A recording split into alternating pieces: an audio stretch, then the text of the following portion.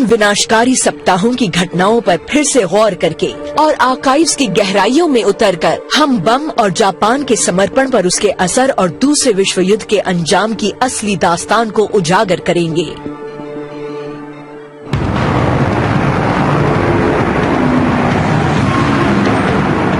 दिसंबर 1941 Japan ने Pearl Harbor में अमेरिकी बेड़े पर अचानक हमला कर दिया।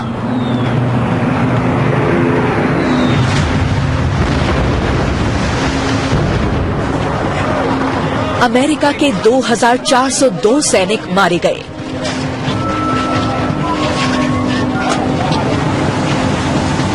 ये उस जंग की शुरुआत थी जो प्रशांत क्षेत्र में अगले 4 साल तक तबाही मचाता रहा।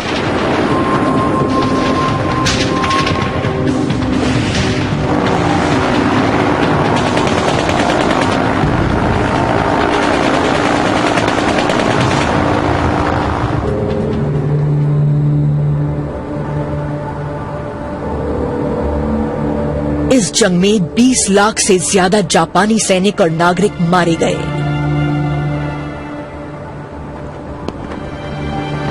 और कम से कम 1 लाख अमेरिकी सैनिक।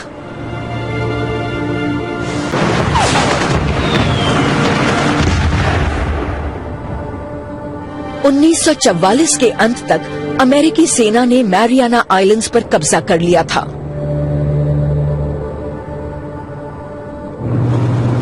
इससे इन्हें जापान की मुख्य भूमि पर बमबारी करने लायक दूरी पर रनवेज मिल गए थे। अब ये दुश्मन के औद्योगिक केंद्रों और घनी आबादी वाले शहरों पर जबरदस्त हवाई हमला करने लगे। ऐसे लगभग 60 शहर बिल्कुल तबाह हो गए।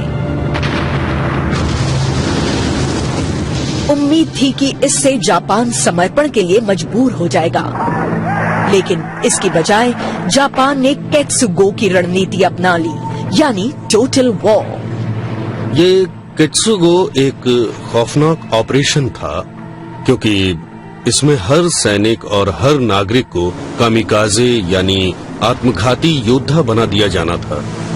वो इसके जरिए अमेरिका को इतना नुकसान पहुंचाना चाहते थे कि उसका हौसला टूट जाए। अमेरिका के मिलिट्री लीडर्स जानते थे कि अमेरिका की अगुवाई में किसी भी जमीनी हमले के दौरान केत्सुगो की वजह से बहुत बड़ी तादाद में सैनिक मारे जाएंगे, इसलिए इन्होंने बम का इस्तेमाल करने का फैसला किया। कई वर्षों तक अमेरिकन को इस मुगालते में रखा गया कि उस समय विकल्प बम और जमीनी हमले में से एक को चुनने का था, लेकिन ये मान्यता ऐतिहासिक रूप से गलत है।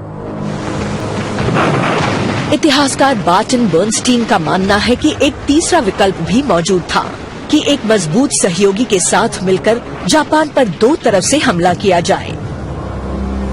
रूस का जापान के साथ जंग से अलग थलग रहने का समझौता था, लेकिन अमेरिका 1943 से ही रूस को इसे तोड़ देने के लिए मनाने की कोशिश कर रहा था। अमेरिका और रूस द्वारा 2 तरफ से हमला होने पर जापान को मजबूरन अपनी फौज को ज्यादा बड़े इलाके में और कम तादाद में तैनात करने पर मजबूर होना पड़ता। जंग में सोवियत संघ के शामिल होने से इसका अंत जल्दी हो जाता और अमेरिकी सेना के इतने सारे लोग मारे नहीं गए होते। मई 1945 में जर्मनी के समर्पण के बाद सोवियत सेनाओं ने पूर्वी यूरोप पर कब्जा कर लिया था। इन्होंने बड़े बड़े इलाकों पर कब्जा करने की मुहिम में पूर्वी Germany, Baltic states, Poland, Czechoslovakia, Romania और बुल्गारिया पर झंडा बुलंद कर दिया था। रूस की ताकत बढ़ती जा रही थी। अमेरिका के लिए ये खतरे की घंटी थी। ट्रूमैन और उनके सलाहकारों को डर था कि अगर सुदूर पूर्व में सोवियत संघ भी लड़ाई में शामिल हुआ तो वो एशिया के भी काफी बड़े हिस्सों पर कब्जा कर लेगा। ट्रूमैन के सामने ये उलझन थी कि जंग में सोवियत संघ को शामिल होने दिया जाए या नहीं। जंग में सोवियत संघ के शामिल होने से अमेरिकी सैनिकों की जान बच सकती थी, लेकिन इसके साथ ही सोवियत संघ के और फैल जाने का खतरा भी था। अब ट्रूमन एक ऐसे सहयोगी देश के साथ फंस गए थे जिस पर वो भरोसा नहीं कर सकते थे, लेकिन इन्हें सोवियत संघ के जंग में शामिल होने से पहले ही युद्ध खत्म करने और अमेरिका के पास मौजूद नई मिलिट्री टेक्नोलॉजी का प्रदर्शन करने दोनों का मौका नजर आया। ये न्यूक्लियर वेपन्स की मदद से ऐसा कर सकते थे। एक बम इस्तेमाल के लिए तैयार था, दूसरे का न्यू मैक्सिको के रेगिस्तान में परीक्षण हो रहा था।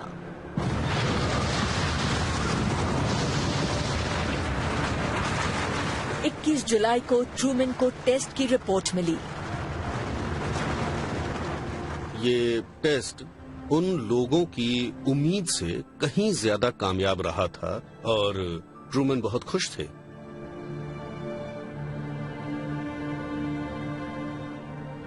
एटॉमिक बम की मदद से ये सोवियत संघ से सहायता लिए बिना ही जंग खत्म कर सकते थे। लेकिन इसके लिए अमेरिका को 15 अगस्त से पहले ही बम गिराना था, क्योंकि सोवियत संघ ने उस दिन से जंग में शामिल होने की घोषणा की थी।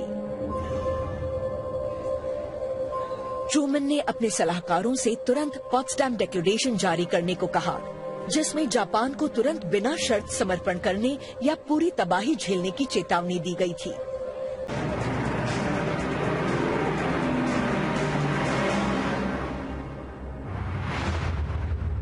अगस्त 1945 को अमेरिका ने हिरोशिमा पर अपना पहला एटॉमिक बम लिटिल बॉय गिरा दिया, जबकि रेड आर्मी मंचूरिया की सरहद पर अपने सैनिक जमा कर रही थी। स्टालिन को ये जानकर जबरदस्त झटका लगा था कि अमेरिका ने इतनी जल्दी एक एटॉमिक बम का इस्तेमाल कर लिया था। उन्हें लगा कि एटॉमिक बम से जापान समर्पण करने पर मजबूर हो जाएगा और सारा खेल खत्म हो जाएगा। इससे वो बहुत दुखी थे। सर, आपके लिए अर्जेंट टेलीग्राम आया है। ठीक है, तुम जाओ। स्टालिन को लग रहा था कि सोवियत साम्राज्य को एशिया में फैलाने का उनका लक्ष्य खत्म हो गया था, लेकिन तभी उन्हें अपने विदेश मंत्रालय से एक अर्जेंट संदेश मिला। जापान सोवियत संघ की मदद चाहता था। जापान उस समय तक युद्ध खत्म करने के लिए मॉस्को के दखल की रणनीति पर कायम था। हासेगावा को लगता है कि इस संदेश से ये साफ है कि हिरोशिमा पर बमबारी से जापान समर्पण के लिए तैयार नहीं हुआ था। स्टालिन के लिए ये संदेश बहुत अहम था। प्रशांत क्षेत्र का युद्ध अभी खत्म नहीं हुआ था। उन्होंने तुरंत सोवियत सेना को हमला करने का आदेश दिया। 9 अगस्त को जब अमेरिका के दूसरे एटॉमिक बम को गिराने की तैयारी चल रही थी, तब 15 लाख रूसी सैनिक मंचूरिया की सरहद में घुस गए। रेड आर्मी ने तुरंत जापान की बहुत कम तादाद में तैनात सेना को पछाड़ दिया। मंचूरिया की राजधानी चैंगचुन से जापानी सेना कुछ ही घंटों में पीछे हट गई। जापान के हाई कमांड ने इंपीरियल पैलेस के नीचे एक बंकर में इमरजेंसी मीटिंग की। जंग में सोवियत संघ के शामिल हो जाने से जापान की नीति तय करने वालों के सामने समर्पण का बहुत बड़ा खतरा पैदा हो गया था। हासेगावा का मानना है कि उस समय पहली बार समर्पण पर गंभीरता से विचार किया गया था। जापान पर शासन करने वाले 6 अहम लीडर्स में से 3 लोग पीस पार्टी के शांतिप्रिय लोग थे और बाकी 3 वॉर पार्टी के आक्रामक लोग थे।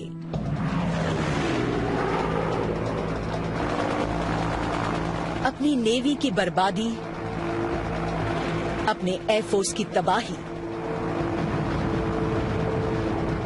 थल सेना के हजारों सैनिकों की मौत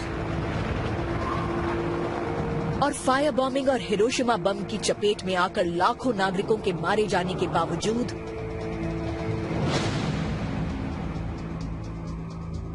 वे समर्पण के लिए तैयार नहीं थे। हर किसी को जंग के लिए कुर्बानी देनी थी। अगर वो मारे जाते, ये कोई बहुत बुरी बात नहीं थी। ये तो जंग का हिस्सा था। लेकिन बिग सिक्स के लिए अमेरिका की शर्तें सबसे बड़ी बाधा थीं। पहले की तरह आज भी हमारी मांग बिना शर्त समर्पण की है। जापानियों को डर था कि इससे उनके सम्राट की सत्ता खत्म हो जाएगी, जो जापान की सार्वभौमिकता के साथ साथ उसकी पहचान भी मानी जाती थी। वे बिना शर्त समर्पण को सम्राट वाली व्यवस्था का अंत मानते थे और वो उसे स्वीकार नहीं कर सकते थे।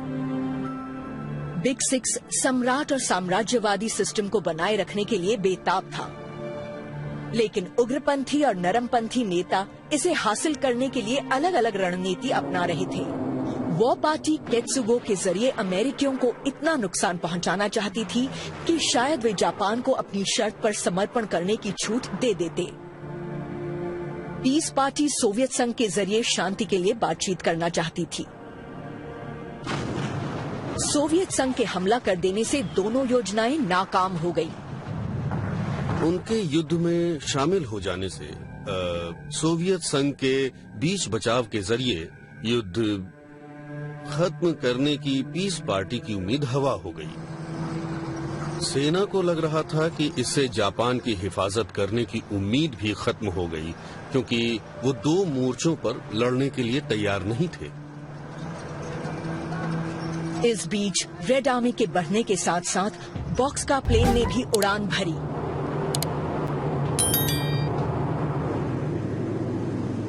दूसरा न्यूक्लियर हमला शुरू हो गया था। टोक्यो में वो पार्टी अब भी मानने को तैयार नहीं थी। इन्होंने बड़ी मुश्किल से स्वीकार किया कि अब समर्पण से बचना नामुमकिन होगा, लेकिन ये बिना शर्त नहीं हो सकता था। पीस पार्टी को लग रहा था कि शर्तें सामने रखने से जंग जारी रह सकती थी, क्योंकि अमेरिका कभी उसे स्वीकार नहीं करने वाला था। सुबह 10:56 बॉक्सका और ग्रेट आर्टिस्ट प्लेन्स नागासाकी पहुंच गए। इन्होंने एक बॉम्बिंग रन शुरू की। इंपीरियल बंकर में इस समय भी बातचीत जारी थी। दिख गया, मैं शहर को देख सकता हूँ। अब ये तुम्हारा है विहान। वॉ और पीस पार्टी के बीच बहस तेज हो गई।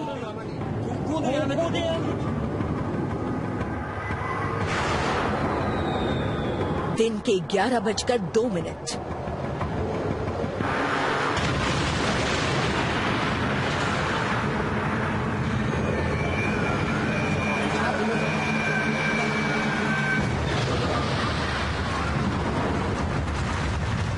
नागासाकी के सेंटर से 3.2 किलोमीटर के फासले पर फैटमैन नाम का एटॉमिक बम फटा।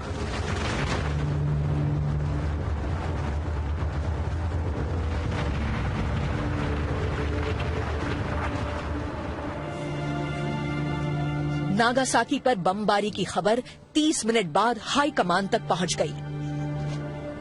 इससे बातचीत पर कोई फर्क नहीं पड़ा, इसका कोई असर नहीं हुआ। समर्पण की शर्तों पर दोनों पार्टियों में असहमति बनी रही। मीटिंग स्थगित हो गई। ऐसा लग रहा था कि वॉ पार्टी एक बार फिर समर्पण को स्थगित करने में कामयाब रही थी।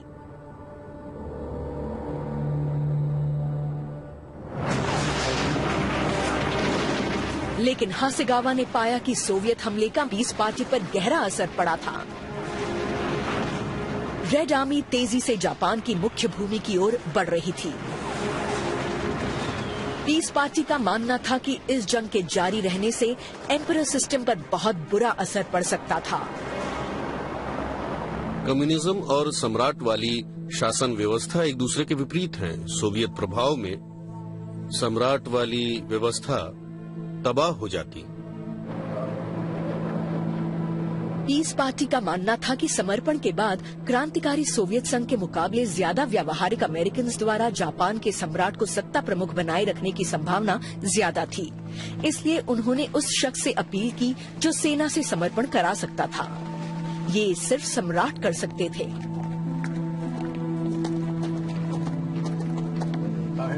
लेकिन उन्हें राजी करना आसान नहीं था। ये जापान के सैनिक अभियान के प्रतीकात्मक प्रमुख थे। जापानी सैनिकों को सिखाया गया था कि उनका कर्तव्य जापानी सम्राट के लिए लड़ना है। उन्हें मरने तक लड़ना है, न कि सफेद झंडा उठाकर समर्पण करना है। अब अगर सम्राट समर्पण के पक्ष में बात करते तो उन्हें जोरदार झटका लगता।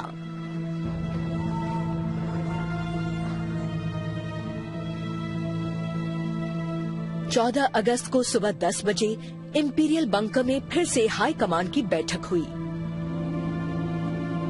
इस बार इसमें सम्राट भी शामिल हुए। जापान बिना शर्त समर्पण के लिए तैयार हो गया। मैं आप लोगों को बताना चाहता हूं कि मैंने पॉट्सडैम डिक्लेरेशन को स्वीकार करने का फैसला किया है। ये वॉर पार्टी के लिए एक बड़ा झटका था। पारंपरिक रूप से सम्राट हमेशा अपनी वफादार सेना का पक्ष लेते थे। सम्राट को लगा कि सेना की बात मानकर जंग जारी रखने से उनकी सत्ता खत्म हो जाएगी। मैं आप लोगों के सामने एक बात स्पष्ट करना चाहता 15 हूं। अगस्त 1945 को सम्राट हिरोहितो ने अपनी जनता के सामने अपने फैसले की घोषणा की। सहमत होंगे। हर किसी की पुरजोर कोशिश के बावजूद हमने नहीं झेली जा सकने वाली बातों को झेलकर और असहनीय को भी सहकर आने वाली पीढ़ियों के लिए शांति का रास्ता तैयार करने का फैसला लिया है। हासेगावा का मानना है कि जापान ने एटॉमिक बम के खौफ से नहीं बल्कि सोवियत हमले से पैदा हुए खतरे की वजह से समर्पण किया था। युद्ध में सोवियत संघ के आ जाने से सम्राट को एहसास हो गया था कि इस युद्ध को जारी रखना कितना खतरनाक था। बार्टन बर्नस्टीन को लगता है कि सोवियत हमले के बाद नागासाकी पर दूसरे एटॉमिक बम का गिराया जाना एक दुखद और पूरी तरह बेकार कार्रवाई थी। नागासाकी बम से जापान को समर्पण करने के लिए मजबूर करने पर कोई असर नहीं पड़ा और इसलिए दूसरे बम का गिराया जाना बेमानी था, जिसमें 60 से 70 हजार लोग मारे गए। आज 9 देशों के पास न्यूक्लियर वेपन्स हैं, जिनमें बेलगाम नॉर्थ कोरिया और घोर प्रतिद्वंद्वी पाकिस्तान और भारत जैसे देश भी शामिल हैं। दुनिया भर में लगभग 20,000 न्यूक्लियर वेपन्स हैं। ये दुनिया से पूरी आबादी को कई बार खत्म करने की क्षमता रखते हैं।